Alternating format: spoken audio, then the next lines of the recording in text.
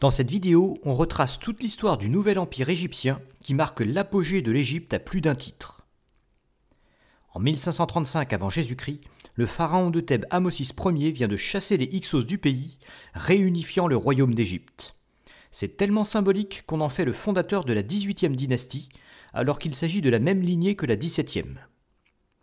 Les circuits commerciaux traditionnels avec la Crète et la Phénicie s'intensifient grâce au retour de la paix. Une grande campagne de construction est menée, notamment dans la région de Thèbes. C'est aussi à cette époque qu'est inventée la fabrication du verre.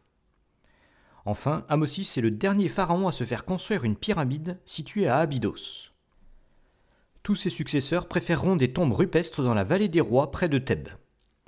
Cette évolution est en lien avec l'affaiblissement du clergé de Rê au profit de celui d'Amon, le dieu de Thèbes. Pendant ce temps-là, Ahmosis poursuit la guerre à l'extérieur de l'Égypte. Pour briser définitivement la puissance des Hyksos, il rase le pays de Canaan et s'avance jusqu'en Phénicie.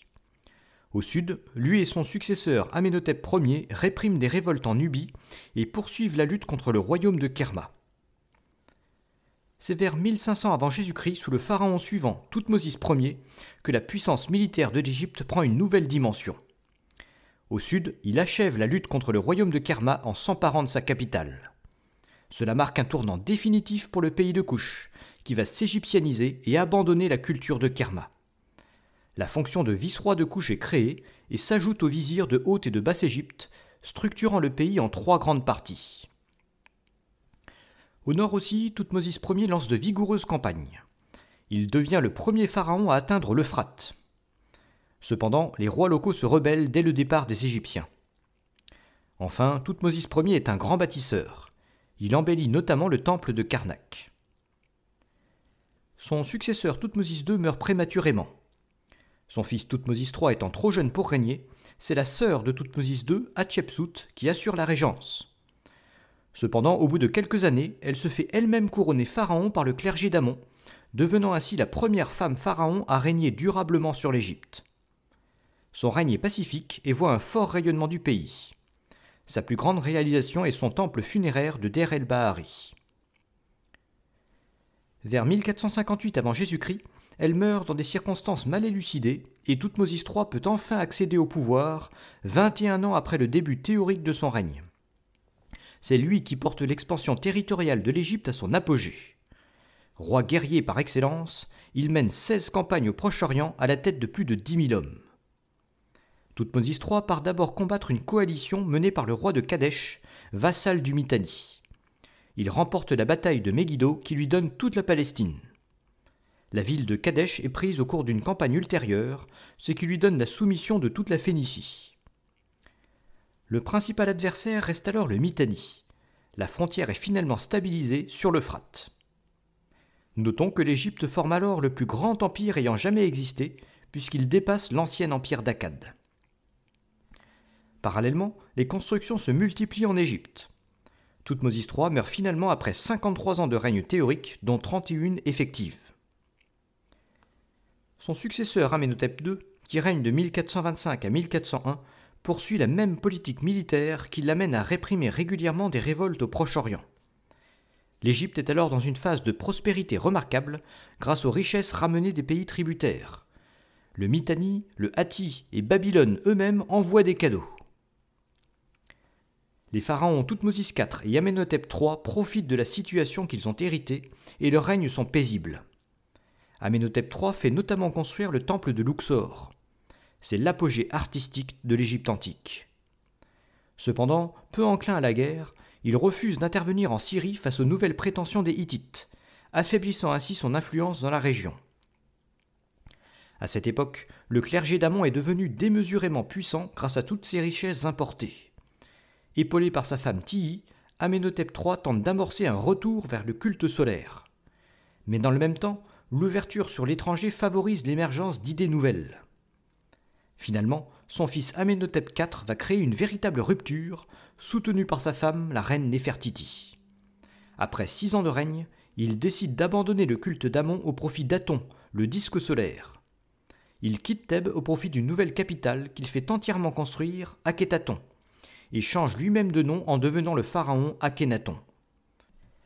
Au-delà de sa volonté d'affaiblir le clergé d'Amon, il s'agit d'une véritable révolution religieuse. En effet, Aton devient rapidement le dieu unique qui rassemble en lui-même toutes les divinités, tandis que le culte des anciens dieux est banni.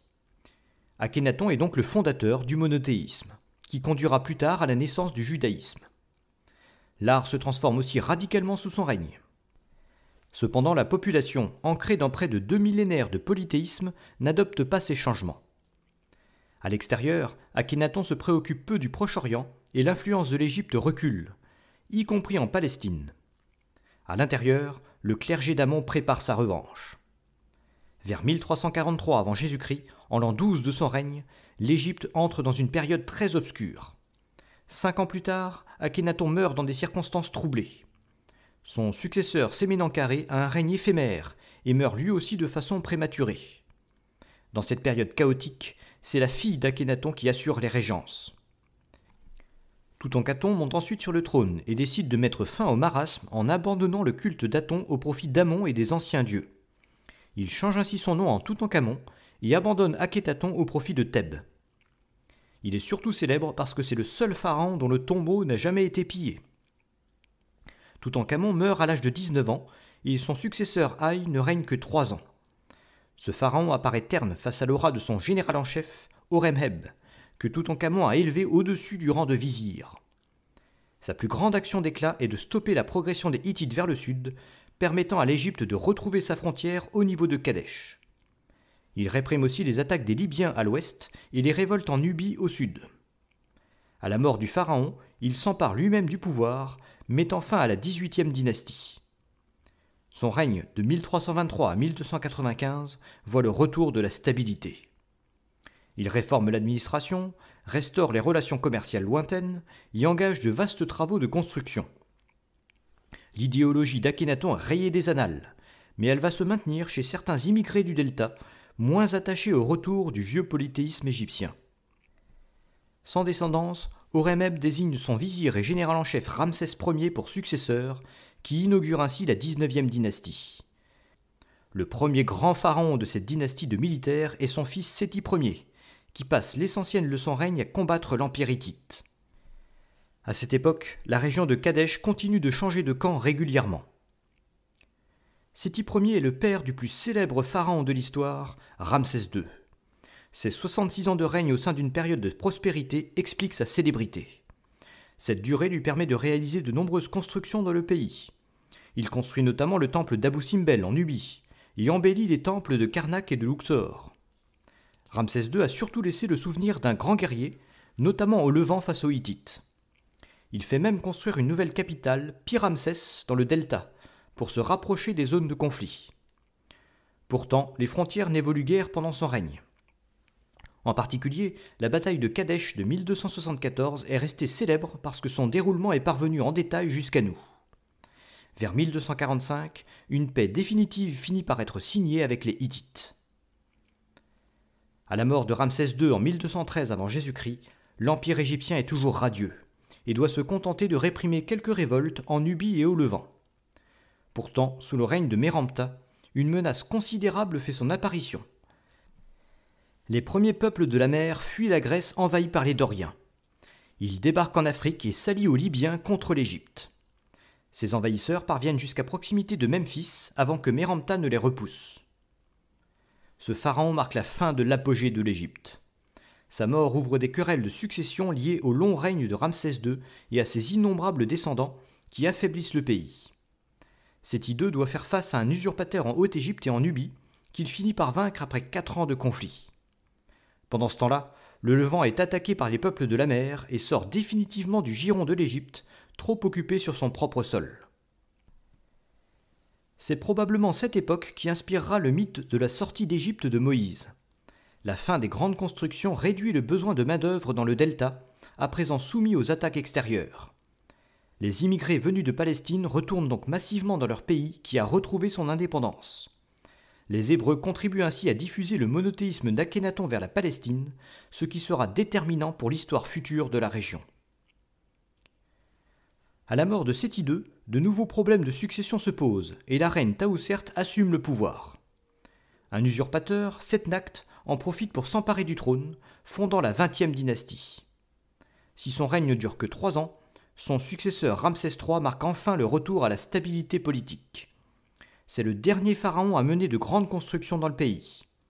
Mais les Libyens et les peuples de la mer attaquent de plus belle, et Ramsès III passe l'essentiel de son règne à repousser leurs assauts. Il meurt assassiné lors d'un coup d'État après 32 ans de règne, vers 1154 avant Jésus-Christ.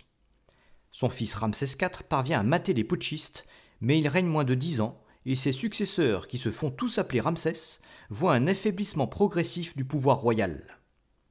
Ramsès VI est le dernier à pénétrer dans le Sinaï, vers 1140, tandis qu'à l'ouest, les Libyens continuent de lancer des raids sur les villes égyptiennes. La perte du Levant et la disparition des alliés traditionnels du Proche-Orient expliquent la nouvelle faiblesse de l'Égypte. Peu à peu, le grand prêtre d'Amon devient une puissance parallèle à celle du pharaon. Le nouvel empire est en train de s'éteindre à petit feu. C'est bien triste, mais on va voir que la Mésopotamie s'en sort encore moins bien. C'est l'ensemble du monde antique qui vacille face à ces vagues de migration sans précédent.